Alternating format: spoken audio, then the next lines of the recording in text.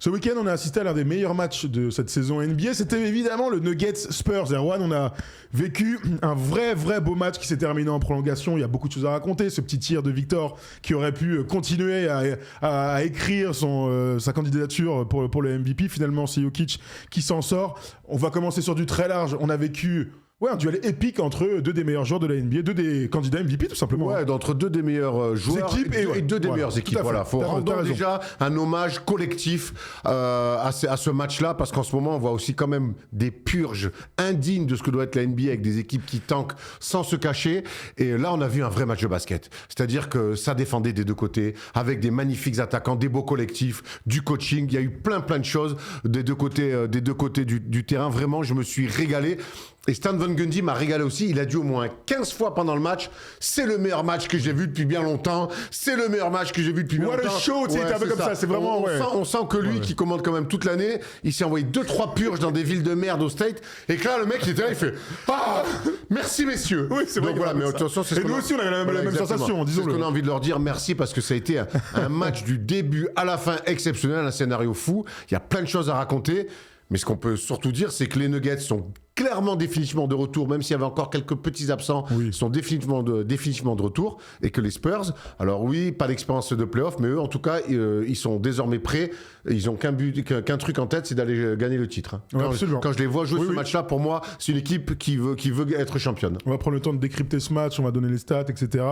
Il y aura un dernier match entre San Antonio et Denver, c'est le dernier match. Pas sûr que c'est aussi intense. A priori, il y aura personne sur la pelouse, comme on dit, surtout si les Lakers continuent à descendre et que Denver repasse à la 3e place. On vous a vu qu'avec cette victoire, les Lakers et les Nuggets ont le même bilan, mais on en discutera dans la vidéo des Lakers. Alors je vous donne quand même, juste vraiment pour commencer tout ça, je vous donne les scores des 3 matchs entre ces deux équipes cette saison. Alors sachez que sur les 2 premiers, il n'y avait pas Victor. Mais bon, c'est pas grave. Victoire des Spurs, c'était le 29 novembre, 139-136. Deuxième match, le 13 mars, victoire des Nuggets, 136-131. Et donc dans le match qu'on a vécu ce week-end là, 136-134. Bon, est-ce que vraiment on a eu, quand on voit ces scores, on peut remettre en doute la défense dans ces matchs-là? J'ai l'impression que non, tant les équipes sont ultra armées et ultra bien construites, j'ai envie de te dire. Tant les équipes jouent bien au basket, tant le danger est permanent. Les Spurs, par exemple, ils ont fait un choix sur Christian Brown, de lui laisser le tir dans les corners. Ouais. Ils ont fait une impasse parce que tu peux pas défendre tout le monde, il faut faire des choix, sinon c'est trop facile. Bon, mais ils se sont fait sanctionner sur ce choix-là, ça leur a certainement coûté la victoire, mais en tout cas, ils ont fait des impasses. De l'autre côté, Denver, qui est loin d'être une meilleure défense, ils ont beaucoup changé, beaucoup switché, notamment quand Jokic n'était pas sur le terrain. Ils se sont fait punir par Victor. Ils ont essayé Valanciunas, mais bon, Valanciunas, dans des matchs comme ça, très compliqué qu'il soit sur le terrain, parce que défensivement, justement, il est en difficulté. Après, j'ai vu 10 joueurs, 12 joueurs de mélanger en phase avec leur attaque. Vraiment, déjà, ça joue bien collectivement. Et puis les mecs, ils ont mis dedans. Vraiment, et sur des tirs ouverts, sur des tirs bien amenés, quelques suppléments d'âme, quelques mecs ont un talent supérieur. Mais en fait, oui, le score peut laisser présager qu'il n'y a pas eu de défense. Moi, je suis désolé, j'ai vu un match où ça a défendu. Et souvent, tu sais, cette expression très galvaudée, ça ressemble à des playoffs. Franchement, entre l'ambiance, l'intensité, le combat aussi amené par les Spurs pendant tout le match, parce qu'on l'a pas dit, mais ils ont dominé pendant tout le match avant que Denver revienne à la fin du match. Ça ressemblait vraiment à ce qu'on peut imaginer d'un match de playoff. Ah oui, pour moi, c'est un match de playoff. C'est un pré-playoff, on va dire ça comme ça. L'ambiance, comme ils se donnent, l'impact fixe qu'on a laissé jouer aussi de la part des arbitres. Il y a eu des fautes sifflées quand même au début, on peut le dire. Non, tu sais, quand au début, je regarde le match et je me dis... Il y a des joueurs importants, évidemment, je pense à Stephen Castle, je pense aussi à Victor qui prend 2 fautes et une 3e faute assez rapidement. Finalement, ça n'a pas eu d'incident, j'ai l'impression, sur la globalité du match. Victor, c'est son plus gros temps de jeu de la saison, avec les 40 minutes. C'est la première fois de cette saison qu'il joue 40 minutes. Ça n'a pas eu d'incidence, mais je me disais... Est-ce qu'on est trop tatilleux? Est-ce que... Tatillon, plutôt, c'est mieux chez les arbitres. Est-ce que c'est vraiment trop physique? Parce que si on dit qu'on joue comme pendant les playoffs, quelque part, il faut le laisser jouer jusqu'au bout. Alors, moi, sur les 2 premières fautes de Stephen Castle, et je pense que, et Victor l'a dit en fin de match, que ce match-là, ça va leur amener beaucoup de leçons pour les playoffs qu'ils vont découvrir. Mais les 2 premières fautes de Stephen Castle, je suis désolé. Il y a faute. Il y a faute. Oui. Il commence le match comme un cinglé. Alors, on adore l'intensité dans les cannes, ce qu'il fait défensivement tout le match. Pression tout terrain, passer au-dessus des écrans. Par contre, il est souvent pris par son enthousiasme et son intensité. Et les 2 fautes sur Jamal Murray, elles y sont. Surtout c'est loin du ballon, c'est des trucs de corps. C'est des trucs où de passer dans les écrans où tu sais que tu prends les mecs. Alors à la fin, il l'a joué avec Jokic quand il lutte. Et ça, bravo aux arbitres de laisser jouer là-dessus. Mais dès le début du match, mettre autant d'intensité, notamment avec les bras, attraper les mains, la deuxième faute qu'il prend, il passe au-dessus de l'écran de Jokic et il tire le maillot de Jamal Murray devant l'arbitre. Alors qu'il a déjà une faute. Alors qu'il a déjà une faute. Là, dans la gestion, c'est pas... Après... Il pousse Mitch Robinson et son staff à prendre un premier choix tactique. Est-ce qu'on sort Robinson, c'est qui Mitch Johnson. Mitch Johnson, pardon. Il les pousse à faire un premier choix tactique. Il a 2 fautes très tôt dans le match. Est-ce qu'on le sort? Est-ce qu'on le laisse? Il le laisse. Par contre, boum, il va défendre sur quelqu'un d'autre. Et c'est De'Aaron Fox qui va défendre sur Jamal Murray. D'entrée, tu sais qu'après ce premier choix-là, je me suis dit on va avoir un grand match. Parce que ça, direct du coaching en disant attends, moi je vais pas changer toutes mes rotations maintenant, on va juste changer les match-up parce qu'on est là pour gagner. Ça, j'ai adoré, vraiment de la part des Spurs. Tu parlais du premier quart-temps là, les Spurs quand même ils le gagnent 43-36 avec de l'adresse, avec des paniers exceptionnels. Quand tout à l'heure on parlait de l'attaque des deux équipes, il y a quand même une stat qui va clairement dans le sens du fait qu'on a vu un super match. 29 passes décisives créées par les Spurs, 34 passes décisives créées par les Nuggets. C'est aussi comme ça qu'on aime le basket. C'est pas forcément que des ISO. On a vu des ISO, on a vu un duel Jokic, Wembanyama de très haut niveau où les gars défendent les uns sur les autres. Mais ce qui était appréciable, c'est que ça peut jouer dur, mais on voit quand même qu'il y a du mouvement, qu'il y a des backdoors, il y a des tirs ouverts. En fait, on joue bien au basket. Moi, les Spurs font quelque chose de très bien, c'est les sorties d'écran et les remontées pour Devin Vassell. Devin Vassell. Il a été mis en valeur sur le premier quart, clairement. Et il fait du bien. Alors, sur transition, il aime bien se stopper. Mais Devin Vassell, j'aime beaucoup comme ils arrivent à l'utiliser. Il porte un peu moins la balle que ce qu'il faisait les années précédentes. Mais en même temps, aujourd'hui, avec l'essor de Stephen Castle et De'Aaron Fox qui est là, ils ont peut-être moins besoin de ça. Il est plus dans un registre d'arrière, attraper, jouer. Pas que shooter, mais jouer. Mais il est parfait là-dedans. Plus sur un de dribble. Et il est tellement létal là-dessus. Et puis, on l'a déjà dit, notamment sur un match face à Denver cette année, où ils avaient fait un run, notamment dans le troisième quart-temps, et c'est lui qui avait porté les Spurs, Devin Vassell. C'est un mec qui est capable à lui seul de faire des runs. Et honnêtement, son premier quart-temps, Devin Vassell, waouh, des grandes filoches à 3 points, tu sais, où tu mets des grandes clims dans la salle.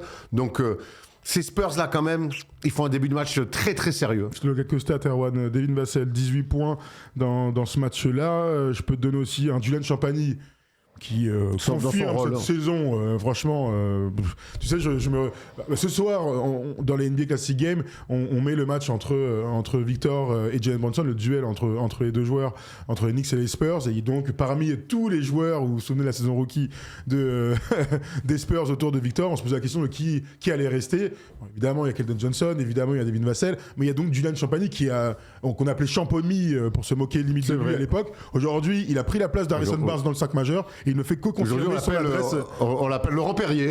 on l'appelle Lolo Perrier, tout à fait. Lou le Perrier. C'est clair, il fait un match énorme, encore une fois, 6 sur 9 à 3 points, avec une adresse de dingue.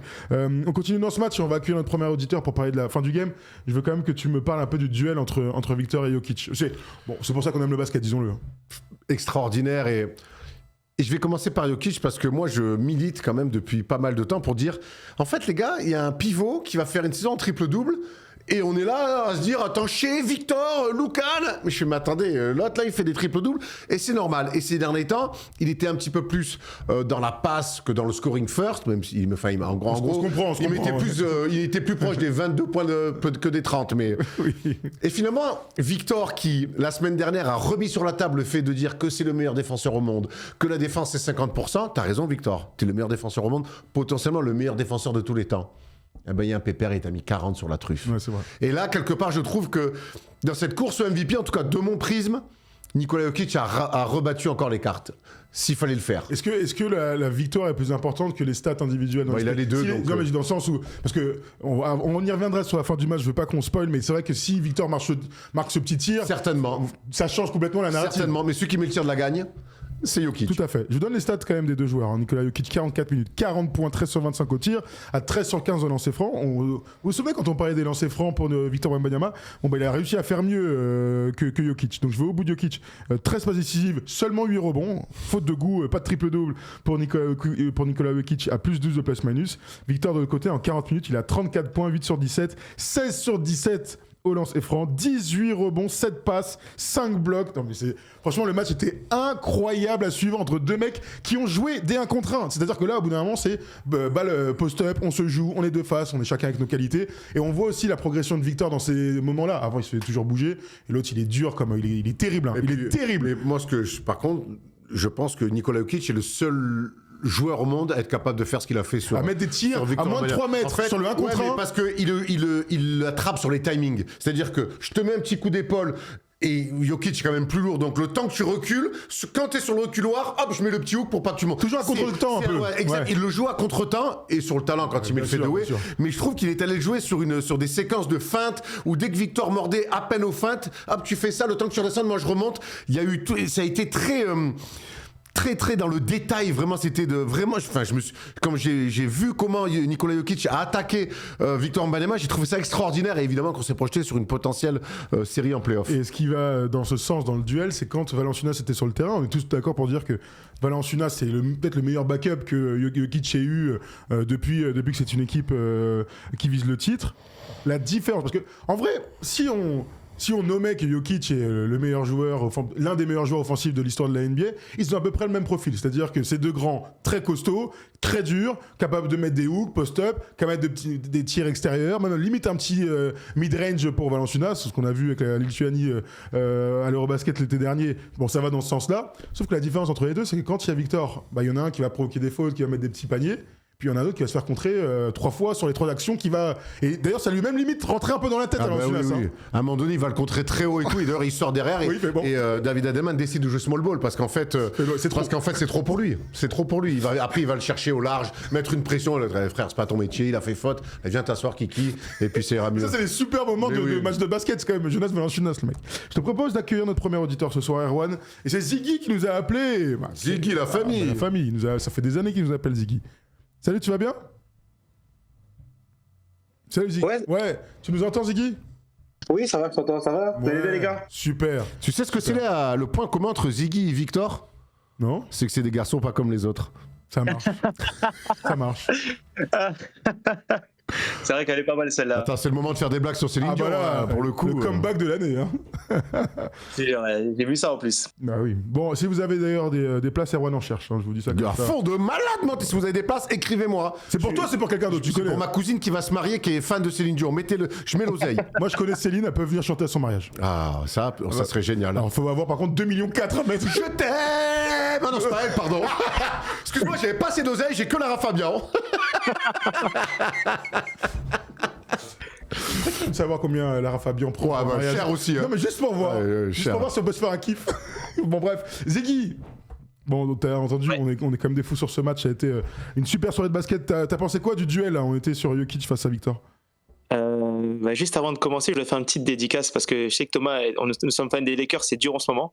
Oui, donc voilà, je vais vous dire ça. Oui, merci. Et que j'étais l'arbitre du match où Fred Milojica a mis 106 points. Quoi ? C'est moi qui ai arbitré le match. Oh non, Attends, je savais pas que t'étais arbitre, Ziggy, première nouvelle. Ah bah. Non, j'arbitre de temps en temps parce que c'est un petit club et je viens de Trappes et en fait ils m'ont demandé d'arbitrer et j'ai écouté l'interview la semaine dernière sur votre podcast parce que j'écoute tout le temps les podcasts et je voulais, comment je passe maintenant, je me suis dit que j'allais le dire que oui, c'est moi qui ai arbitré ce match de malade mental. Bah écoute, parenthèse, on ouvre la parenthèse 30 secondes hein, et on reviendra bien sûr à des joueurs qui n'ont jamais mis 106 points dans un match, je dis ça, je dis rien. Voilà. Alors merci déjà pour tous vos retours de la semaine dernière, on était très contents de pouvoir mettre en avant cette performance totalement unique, exceptionnelle, bref, on s'est régalé. Mais alors d'avoir un témoin direct de cette affaire, raconte-nous comment ça s'est passé toi, de ton point de vue d'arbitre. Bah, moi déjà avant le match je me suis dit ça va être une longue matinée, très longue matinée parce que j'ai vu l'équipe en face voilà quoi, ils sont venus à 5, ils ont défendu en zone et puis la plupart des shoots qu'il met il y a quand même un bras devant lui et il a commencé à mettre 2, 3, 4, 5, je me suis dit il va sortir, il était à 41 ou 42 à la mi-temps, 68 à la fin du troisième et il a fini à 106 et il faut dire que il met 33 paniers à 3 points donc c'est à dire qu'à 99 points il finit par mettre des paniers à 2 points. Et là, c'était incroyable. Franchement, j'ai passé ma matinée à avoir le bras levé, à faire, vous savez, les arbitres, quand ils font 3 à chaque fois, là. Ouais. T'as fait une séance de muscu, quoi. Il a des crampes au bras. Il a bossé les deltos. Exactement. Il était à 68. Ça, tu vois, il nous l'avait pas dit. Hein. 68 à la fin du troisième quart-temps. Ouais, le quatrième quart-temps, c'est vraiment. J'ai regardé son nombre de points à la fin de chaque quart-temps et c'était incroyable. Bon, écoute, on te souhaite de revivre une soirée, je vais dire, une matinée de cet acabit un jour. Avec un autre mec qui met 100 points. Je souhaite à personne d'arbitrer le dimanche matin des seniors, je te dis tout de suite. C'est ça la vraie passion, Erwan. Bon, bref, revenons au basket professionnel. Dis-nous ce que tu as pensé du coup de ce duel entre Victor et Nikola Jokic. Déjà, c'est un duel d'MVP, parce qu'on parlait beaucoup de SGA et de Victor Wembanyama en ce moment, parce que Wemby, avec son interview, a beaucoup changé les mentalités. Mais Jokic, il est venu rappeler quand même qu'il ne faut pas l'enterrer, que Denver aura son mot à dire cette saison, parce que je pense qu'on les retrouvera en demi-finale de conférence tous les deux. Moi, j'ai beaucoup aimé la fin de match de Jokic. Celle de Wemby, un peu moins, mais c'est pas de sa faute. Je trouve que déjà, De'Aaron Fox plombe un peu la fin de match. Et je trouve que Wemby, après, la bonne défense d'Aaron Gordon, qui l'a empêché justement de scorer sur sa main gauche. Souvent, il y avait des prises à deux, ça venait fermer.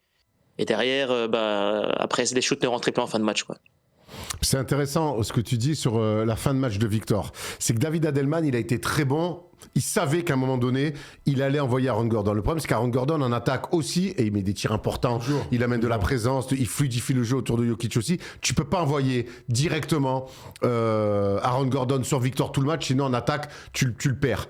Donc, il a attendu le dernier moment, vraiment, pour mettre Aaron Gordon dessus, et c'est pour ça que Nikola Jokic s'y est mis un petit peu, qu'on a vu beaucoup aussi sur du switch. On a vu Jamal Murray se faire punir, notamment Christian Brown aussi, parce qu'il a dû, David Adelman, attendre un petit peu, tu sais, comme dans Braveheart là, pas, tu sais, encore, tu sais, pour attendre vraiment le bon moment pour lancer Aaron Gordon, et il a lancé dans les dernières minutes, et on a vu, t'as raison, parce qu'en fait, les profils que Victor aime le moins, mais là, c'est le profil plus. C'est-à-dire un mec plus petit, mais bon, qui fait quand même 2,04, 2,05, Aaron Gordon. Bien costaud. Ouais, bien taillé, bien costaud, vite de jambes, et qui, on le voit sur le dernier tir, peut aller le gêner. Oui. Peut aller le gêner dans les airs. Après, moi, je reste persuadé que le tir que prend Victor, c'est un bon tir. Ah, oui. C'est un tir qu'il peut mettre. Mais en tout cas, parce que Aaron Gordon, sa bonne défense, elle est avant le tir pour la gagne de Victor. Bien sûr, il y a 2-3 séquences quand même où il fait la différence, et il le gêne presque mieux que sur le dernier tir. Victor, dans le dernier quart-temps, il marque quand même 12 points. Il joue l'entièreté du quart-temps. Il marque ses 12 points. Mais je crois qu'il marque beaucoup sur lancer franc. Il est à 6 sur 6 au lancer franc.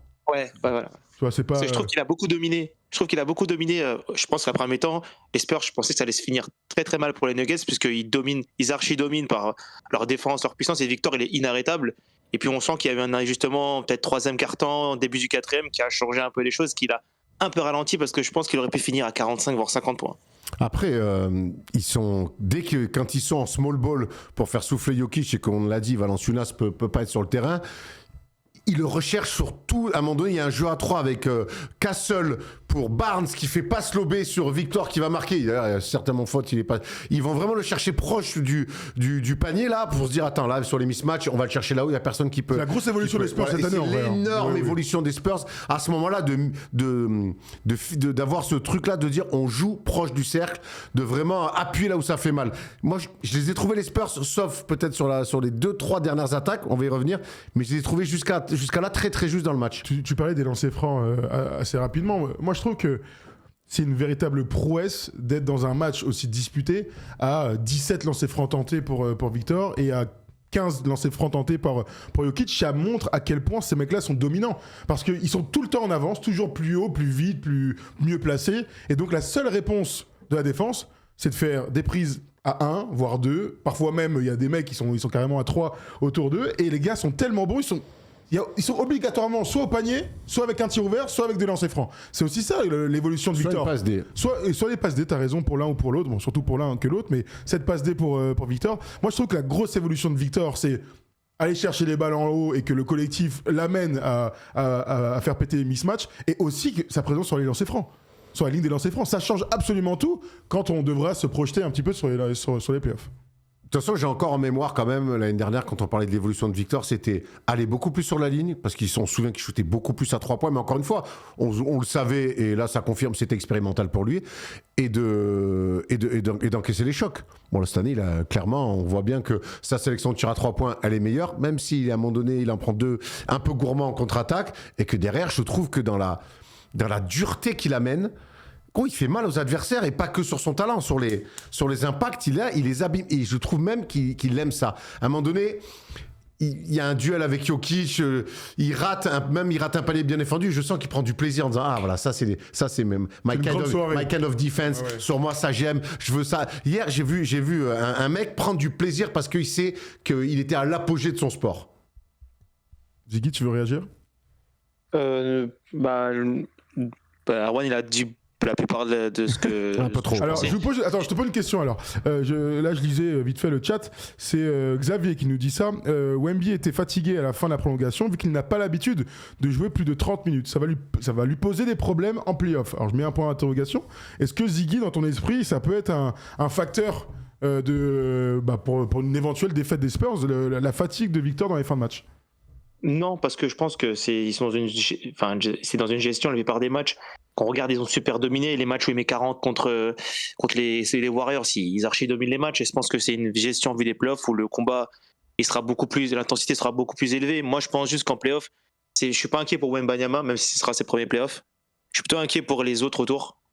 Castle, qui même si défensivement est incroyable, je pense que parfois j'ai entendu tout à l'heure Erwan parler de la faute où il tire le maillot, c'est une faute un peu débile.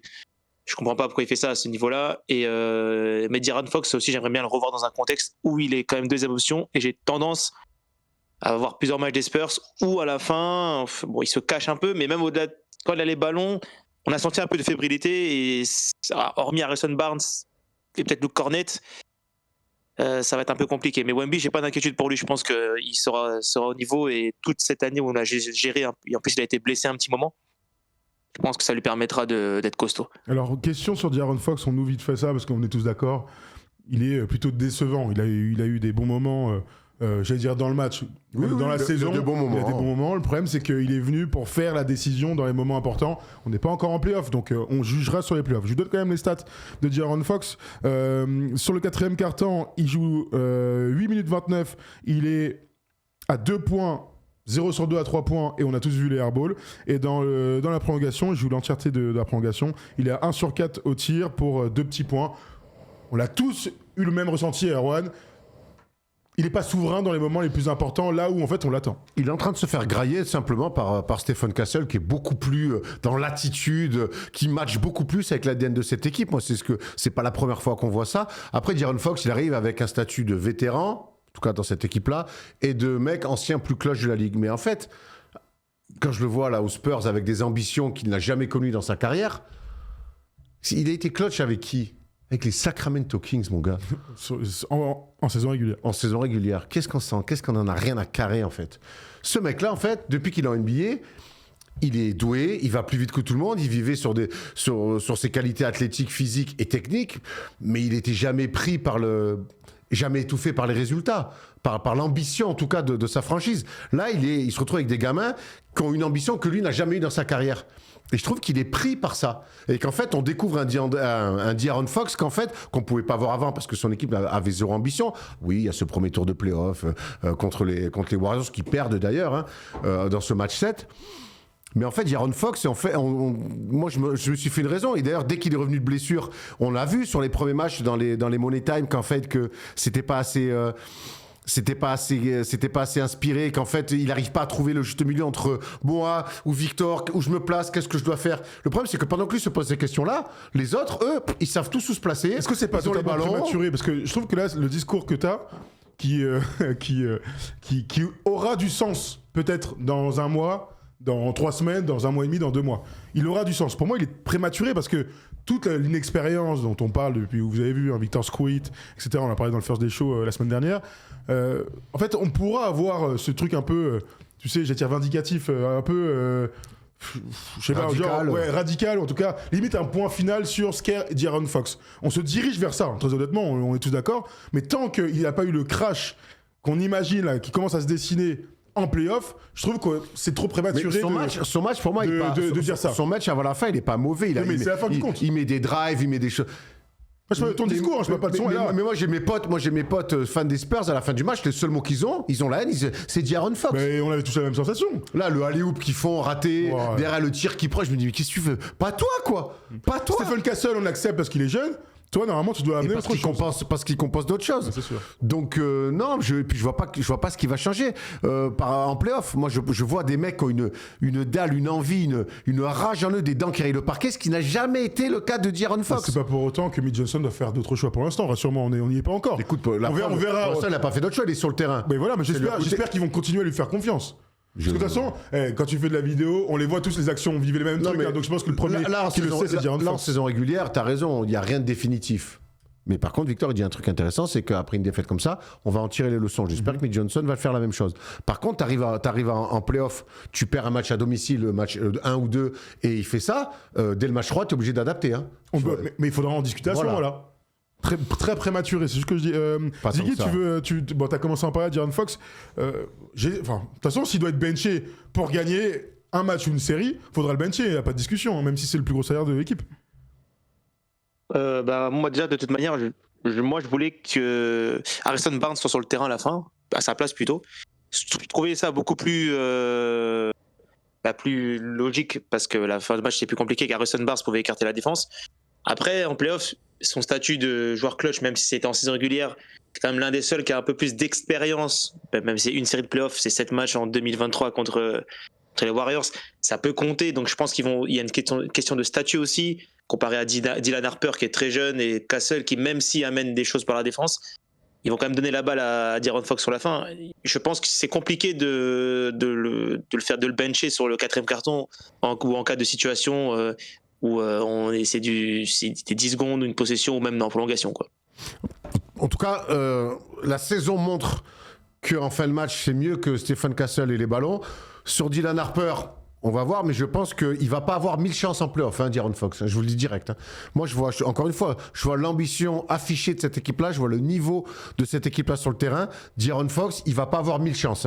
Non, d'accord. Ça se trouve, dans un monde, il n'aura peut-être qu'un run de play-off. C'est la réalité de la NBA, alors qu'il était hyper enclin à arriver dans cette équipe. Bon, ce qu'on peut faire quand même comme conclusion pour San Antonio, c'est que, ils sont prêts.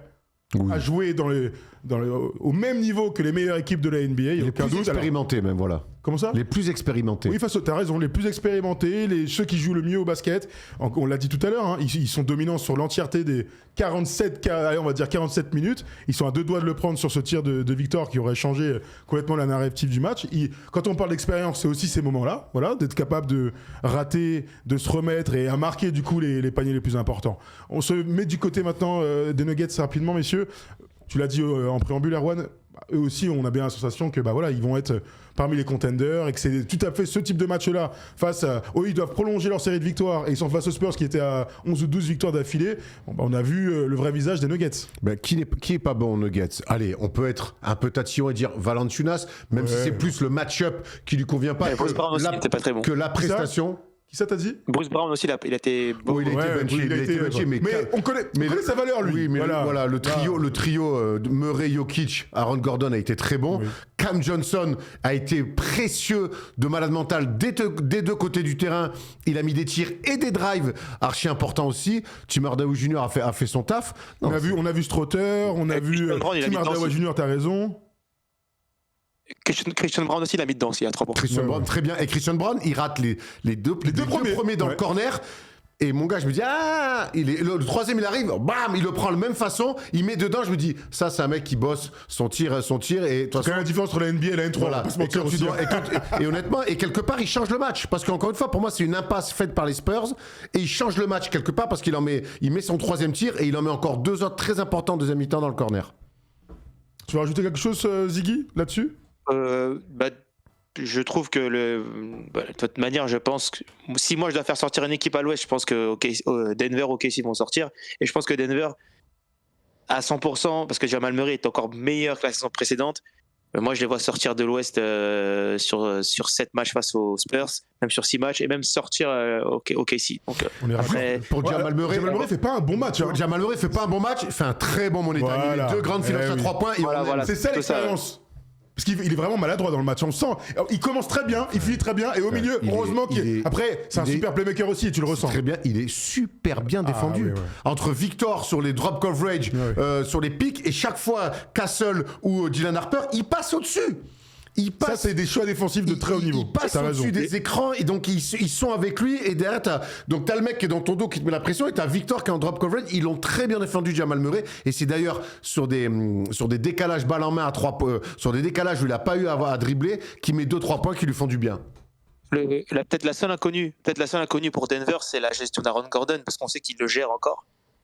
Et qu'il n'est pas à l'abri qu'il se répète. Je pense que là, le gars, il a 41 minutes, le mec. Quand tu prends le tir là, sur Victor et qu'après il commence à trottiner, en plus, gros plan. À Boîtier, je fais oh non. J'ai déjà vu cette action. Mais il a joué, il a serré les dents. En tout cas, on est sur un fil avec Aaron Gordon, on a l'impression. Il faut absolument que, de toute façon, ces équipes soient au complet pour espérer battre OKC. Ça, c'est une réalité. Je le disais tout à l'heure, mais on se dirige donc, a priori, si ces deux équipes assurent leur premier tour, on pourrait retrouver donc un San Antonio-Denver en demi-finale de conf. Ce qui serait un duel de titans, j'en parlais tout à l'heure. De toute façon, dans la conférence Ouest, j'ai l'impression qu'il y a 19